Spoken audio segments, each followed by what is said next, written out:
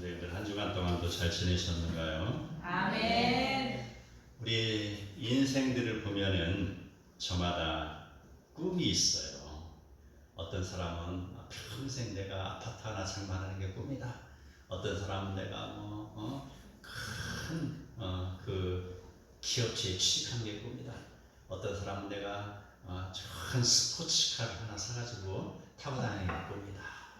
이렇게도 말하기도 하고요. 자, 어떤 사람은요, 자, 포괄적으로 이야기합니다. 내가 세상 속에 푹 빠져서 쾌락을 즐기며 사는 게 꿈이다 라고 하는 사람. 이게 첫 번째. 두 번째는 바로 법의 테두리 안에서 이성적이고 윤리적인 삶을 살아야 되겠다. 이게 꿈인 사람이 있습니다. 그리고 세 번째 사람은 바로 정의를 추구하는 주관적인 신념을 가진 믿음의 삶을 살아가는 것. 이게 인생의 꿈인 사람이 있어요.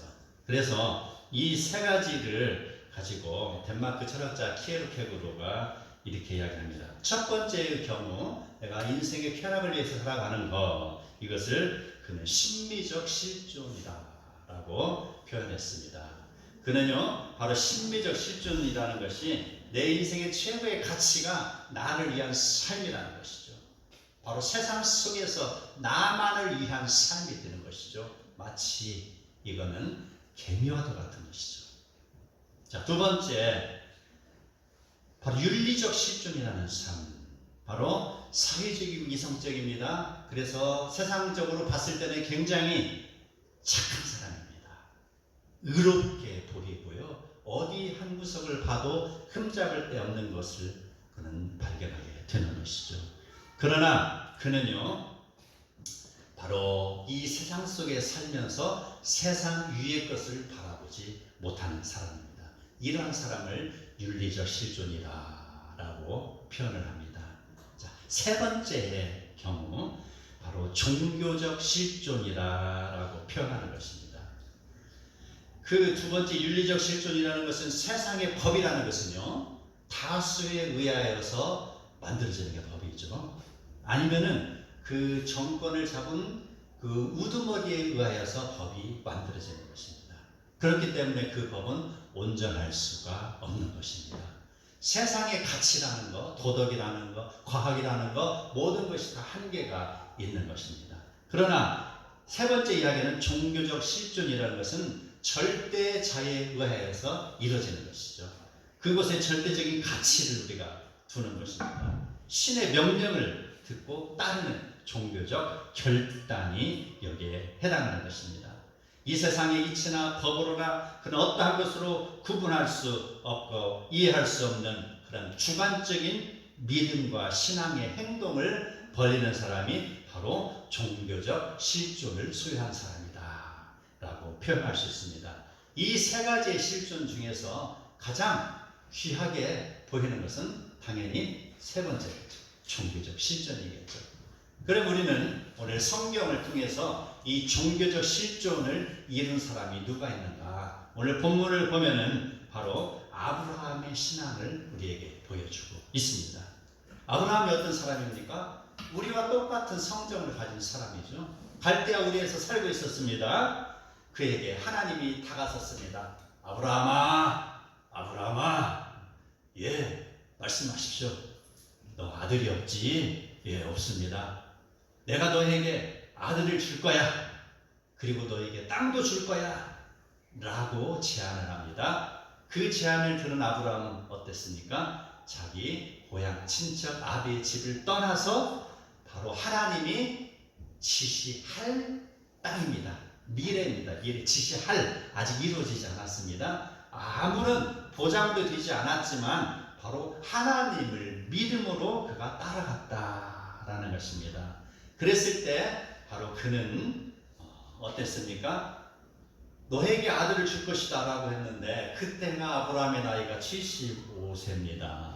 그런데 하나님이 아브라함에게 100세의 아들을 줬죠. 장장 25년이라는 세월이 흘렀죠. 아들을 주시기는 주시지만 그냥 덮뿍 주는 게 아니죠. 아이가 칼을 달라, 내가 칼로 놀고 싶습니다 라고 했을 때 아버지가 아들에게, 어린아이에게 칼을 덮뿍 주는 아들이 없잖아요. 바로 아이가 성숙하기를 기다리는 것처럼 하나님은 아브라함의 신앙이 성숙해지기를 기다리기를 몇 년 했어요? 25년 동안 했다는 것이죠. 그래서 100세에 아브라함에게 아들을 주셨잖아요. 그뿐만 아니죠. 바로 가나안 땅, 세겜 땅에 이르렀잖아요. 가나안 땅에 정착하게 하신 거. 이게 바로 하나님이 아브라함에게 약속하신 것을 이루신 것입니다. 자, 그랬을 때 바로 무슨 일이 일어나는가? 100세에 얻은 아들이 이제 작년은 아니겠죠. 청년이 되려면 최소한 15년에서 20년은 지나야겠죠. 그러면 아브라함의 나이가 최소한 45살쯤 됐을 나이겠죠. 40살에서 45살 정도에 되는 나이인데 그때 하나님이 아브라함을 또 찾아와서 말씀하십니다. 아브라함아, 아브라함아, 예, 하나님, 네 아들을 제물로 드리라. 이렇게 명령하십니다. 자, 이 상황 동화 속 이야기 아니에요. 나에게 다가온 이야기예요. 지금 하나님이 아무개 목사야, 이렇게 아무개 장로야, 권사야, 네 아들을 제물로 드리라 이 말이에요. 그랬을 때 바로 신비적 실존주의자들은 어떻게 생각하겠어요? 자기만을 위한 삶을 살아가는 자, 자기 인생의 쾌락을 위해서 살아나가는 자는 바로 저 하나님 미친네라고 하겠죠. 나를 위해서 살아야 되는데 온통 가치가 자기 자신에 맞춰져 있는데 말입니다. 윤리적 실존주의자들은 어떻게 이야기하겠어요? 바로 그들은 바로 이렇게 이야기할 것입니다. 어떻게 얻은 아들인데 그 아들을 바치라는 것입니까? 이게 도덕적으로 맞는 말입니까? 윤리적으로 맞는 말입니까? 내가 낳은 아들 아닙니까? 법적으로 맞는 말입니까? 이렇게 따지겠죠. 이게 윤리적 실존주의자들입니다. 천지만 온천하에 가서 한번 물어보십시오. 뭐 하는 지나가는 사람들에게 물어보십시오. 그게 가당키 나는 것인지 말입니다. 라고 항의하고 있었을 것입니다. 그런데 종교적 실존주의자인 아브라함은 어떻습니까? 그는 음성을 듣고서 바로 엄숙히 받아들였다. 이게 아브라함의 믿음인 것이죠. 아브라함은요, 바로 이삭을 바치라는 명령을 들었을 때 아마도 커다란 슬픔에 처져 있을 것입니다. 그렇겠죠? 네. 아들을 바치라 하는데 기뻐할 사람이 누가 있겠냐 이 말입니다. 그랬는데 아브라함은요, 좀 더 머뭇거리면 내 마음이 변할지 모른다 라고 생각해서 그 명령을 받은 다음날 이른 새벽에 아들을 동원합니다. 종들을 동원합니다. 그래서 바로 그 장작을 메고 모리아산으로 갑니다. 며칠을 걸어서 갑니다. 그래서 드디어 모리아산에 도착합니다. 그럴 때 이삭이 묻습니다. 아버지, 제사를 드릴 나무에 있는데 제사 드릴 짐승은 어디 있습니까? 라고 묻습니다. 그렇지 않아도 지금 아브라함의 마음은 찢어질 것 같은데 아들이 그런 말 하니 아브라함 잠시 울컥하다가 아들아, 그 재물은 하나님이 준비하셨단다. 그래서 또 한참을 올라갑니다. 올라가서 바로 모리아산 정상에 바로 돌을 쌓아놓고 나무를 쌓아놨습니다. 그리고 이제 어떻게 해야 됩니까? 그 아들을 덜썩 잡습니다. 밧줄로 묶습니다. 그리고 아들을 나무 위에 제물로 올려놓습니다. 그리고 나서 뒤를 돌아서 하염없이 눈물을 흘리고 눈물을 다시 닦았겠죠. 아들아, 그러면서 하나님의 명령이다. 아들아, 이해해달라 하고 빼서 아마 눈을 감았겠죠. 차마 눈뜨고는 못하겠죠. 눈을 감고 항상 찔렀지 않겠어요.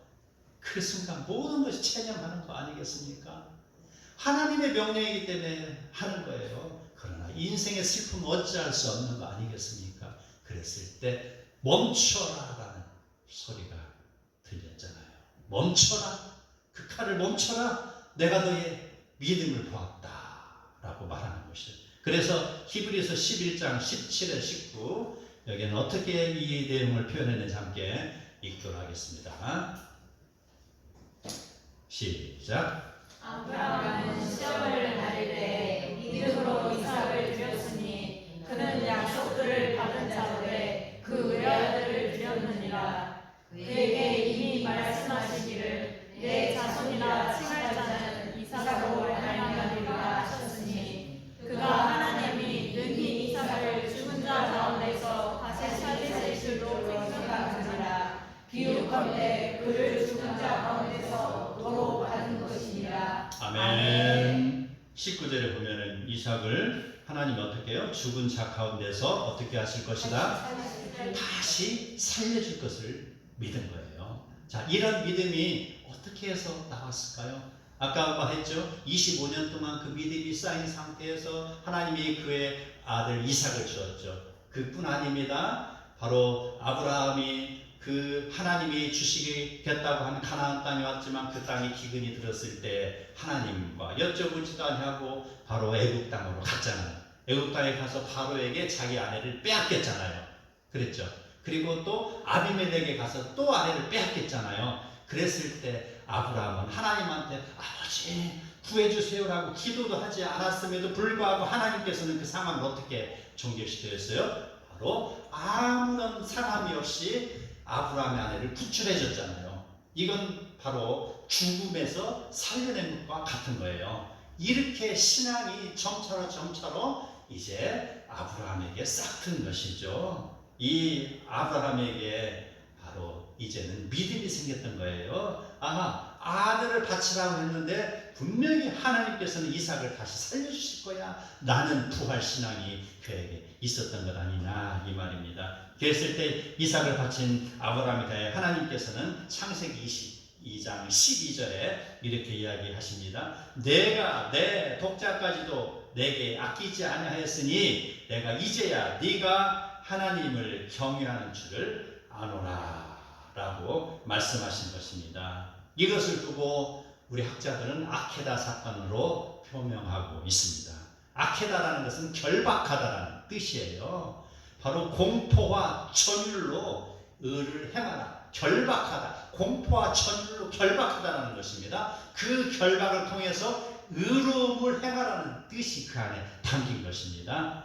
바로 하나님께서는요, 명령의 그런 하나님의 명령을 하다하고 바로 이 명령을 들었을 때 쾌락이나 도덕이나 윤리나 권력이나 어떤 명예를 추구하는 자기의 이익을 위한 것을 다 땅에 내려놓고 바로 하나님의 의를 위해서 살으라 라고 명령하시는 것입니다. 이게 바로 종교적 실존이라는 것입니다.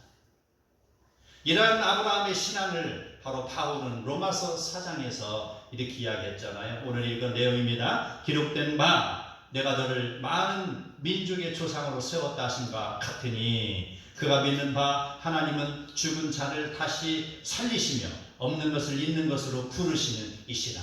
부활의 하나님을 그 바울은 믿고 있는 것입니다. 그리고 또 이야기합니다. 아브라함이 바랄 수 없는 중에 바라고 믿었으니 이는 내 후손이 이가 되리라 하신 말씀대로 많은 민족의 조상이 되게 하려 하십니다라는 것입니다.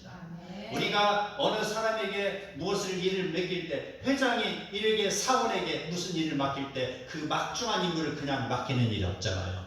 그 사원을 충분히 테스트하잖아요. 굴문불에도 집어넣었다가 어디 산에다가 던져놨다가 충분히 그 사원이 바로 자생력 있게 의지를 가지고 일을 감당할 수 있겠다라고 판단이 됐을 때 아무개 너 내일부터 사장해 이런 거 아닙니까? 바로 하나님께서 이 땅에 하나님의 백성을, 믿음의 백성을 많이 세우기 위해서 이렇게 아브라함을 연단시켰다 이 말인 것이죠. 아멘. 이러한 사도 바울의 고백은 바로 아브라함의 신앙이 바로 사도 바울로 이어지는 것을 우리는 보게 됩니다. 자, 사도 바울은 어떤 사람인가요? 그는 또한 찬란한 스토리를 가지고 있는 사람이죠. 유대교에 충실했던 청년 사울이라는 사람이 그는 어땠습니까? 유대교의 사상과 정신을 가지고 예수 믿는 사람들을 핍박하고 죽이는 자리에서 옷을 맡은 사람 아니었습니까? 심지어는 그가 대제사장이 발부한 영장을 받아가지고 예수 믿는 사람들을 체포하기 위하여서 바로 담메색으로 열심히 달려가던 그런 극진파 사람이 아니었냐 이 말입니다. 그런 사람이 바로 담메색으로 가는 길에 예수님을 만났어요. 강한 빛을 쬐었어요. 그래서 순간 그가 거꾸로뜨림을 당했다라는 것이죠. 그랬을 때 이 음성을 듣습니다. 사울아, 사울아, 네가 어찌하여 나를 핍박하느냐? 누구십니까? 나는 네가 박해하는 예수다. 이라는 소리를 듣고서 그는 자기가 지금까지 신봉하고 있던 유대교의 그런 사상을 다 내려놓게 됐습니다. 나는 지금 유대교에 충실해서 예수가 아직 오지 않았는데 저 광신도들이 지금 예수를 믿고 있다. 저 사람들은 다 거짓 이단들이야 라고 하면서 그 사람들을 핍박하고 있었는데 그 자기 자신도 인정하지 않던 그 예수가 지금 자신의 앞에 나타났다는 것, 이 상황 속에서 자기의 모든 사고와 모든 윤리와 모든 자기가 지금까지 가지고 있는 지식이 한순간에 다 무너졌다는 것입니다. 그런 사울은 이제 유대교의 잘못을 뉘우치고 바로 예수님을 다시 공부하기 시작했습니다. 장장 13년이라는 기간 동안에 다시 신앙을 회복하고 정립한 이후에 본격적으로 복음의 대열에 들어선 것 아니었습니까? 그가 이전에는 예수 믿는 사람을 죽이려고 열심을 기울였지만 이제는 그가 예수님의 복음을 세상에 전하기 위하여서 열심히 있는 자였습니다. 그는 유대인은 물론이요 아시아와 유럽의 복음을 전하기 위하여서 그의 인생을 모두 바친 사도 바울이 된 것입니다. 고린도후서 11장을 보면은 그 바울이 그 복음을 전하기 위하여서 당한 고난에 대해서 서술하고 있습니다. 그는요 유대인들에게 복음을 전하다가 40에 하나 가만매를 5번이나 맞았습니다. 태장을 3번이나 맞았습니다. 한 번 돌로 맞고 3번 파손하고 일주야를 깊은 바다에서 지냈으며 여러 번 여행하면서 강의 위험과 강도의 위험과 동족의 위험과 이방인의 위험과 신의 위험과 광야의 위험과 바다의 위험과 거짓 형제 중에 위험을 당하였고 또 수고하고 애쓰고 여러 번 자지 못하고 죽이고 목마르고 여러 번 굶고 춥고 헐벗었다고 증언하고 있습니다. 아브라함이 그가 본 곳 속에 그 기근 속에서 애굽으로 가고 당했던 그 수모와 고난처럼 그는요 바로 이제 바로 아브라함이 당했던 그 이상의 고난을 이제는 바울은 예수님을 위해서 살다가 이런 고난을 당하는 것입니다. 그랬을 때 자기 생명까지도 위협을 받고 있었다라고 그는 서술하고 있는 것을 봅니다. 그래서 그는 고린도후서 1장 8절 9절 함께 읽겠습니다. 어떠한 표현을 하고 있는가? 시작. 형제들아 우리가 아시아에서 당한 환난을 너희가 모르기를 원하지 아니하노니 힘에 없도록 심한 고난을 당하여 사형선고까지 끊어지고 우리는 우리 자신이 사형선고를 받은 줄 알았으니 이는 의기로 자기를 의지하지 말고 오직 죽은 자를 다시 살리시는 하나님만 의지하게 하시리라. 아멘. 9절에 보면은 살 소망까지 끊어지도록 그가 힘든 여정을 지나왔습니다. 그 여정을 끝까지 이기고 나올 수 있었던 신앙의 배경이 뭐예요? 바로 9절에 나옵니다. 죽은 자를 다시 살리시는 하나님만 의지하게 하십니다.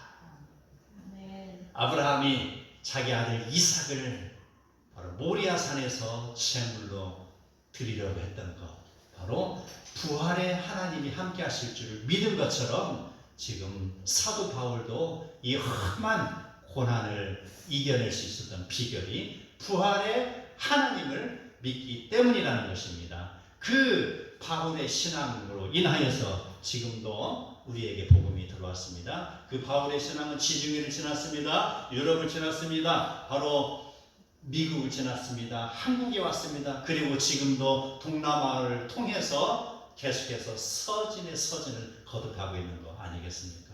이 복음 때문에 우리가 살고 있는 것입니다. 아멘. 그렇다면 지금 아브라함의 신앙을 바울이 이어받았습니다. 바울의 신앙을 지금 현재 우리가 이어받고 있는 것입니다.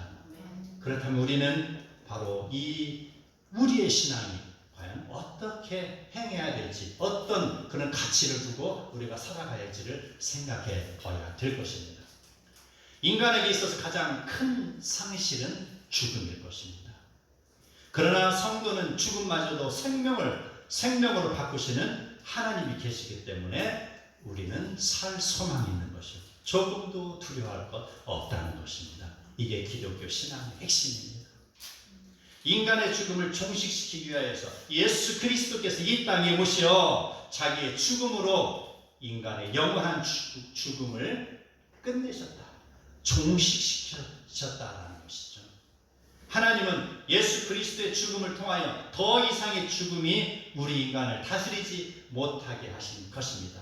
예수의 죽음으로 인하여서 예수는 사탄의 결박에서 인간을 해방시킨 것입니다.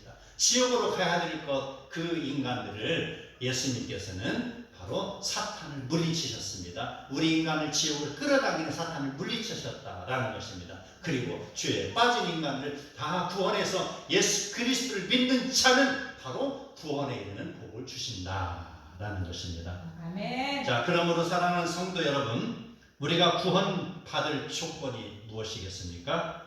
우리는 바로 구약 성경을 읽으면서 많은 율법을 읽었습니다. 또 레위기를 읽으면서 많은 제사법을 우리가 보고 있었습니다.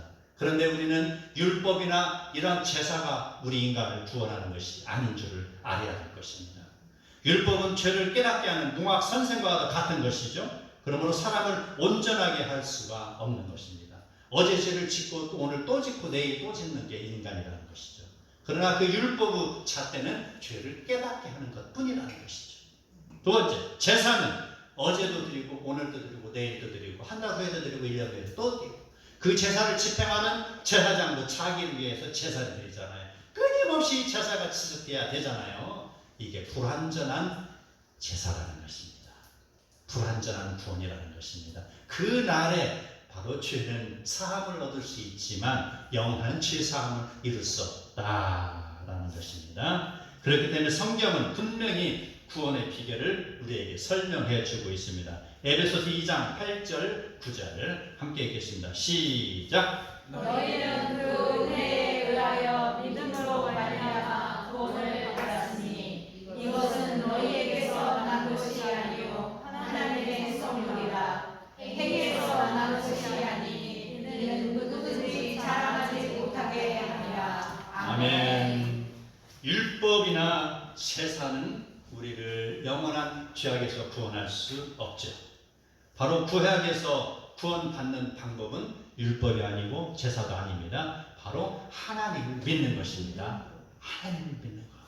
신약에서도 마찬가지입니다. 바로 제사나 율법이 아닙니다. 하나님을 믿는 것입니다. 그러므로 우리가 하나님을 믿는 것, 구약의 백성이나 신약의 백성이나 동일하다는 것입니다. 동일하게 우리가 하나님을 믿음으로 구원을 받는다. 이 하나님 바로 삼위일체 하나님입니다. 성부의 하나님, 성자의 하나님, 성령의 하나님이라는 것입니다. 그러므로 우리가 구원받는 비결은 어떠한 인간의 도덕이나 철학이나 어떠한 그런 윤리적인 실존으로 구원받을 수 없는 것입니다. 바로 우리가 구원받는 것은요, 하나님의 말씀을 듣고 따르는 절대적인 진리의 근간, 종교적인 결단에 의해서 이루어지는 것입니다. 바로 종교적인 실존에 의해서 우리가 구원을 받는다라는 것입니다. 그 종교적인 실존은 무엇입니까? 바로 믿음으로 구원을 받는다라는 것입니다.